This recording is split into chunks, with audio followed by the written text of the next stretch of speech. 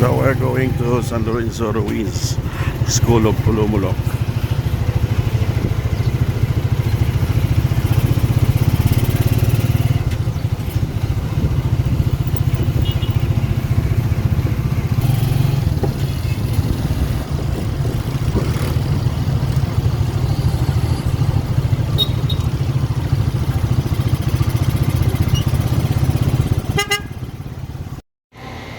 So nandito na tayo sa loob po ng San Lorenzo Ruiz San Lorenzo Ruiz School of Pulumulok.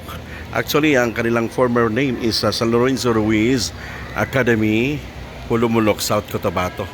Bago na pala itong school nila, kasi nung puntahan ko noong 2007 ay iba na po ito. Ito na yung bago nilang building at ito po ang kanilang bagong location. Kasi before, nasa along the highway lamang sila.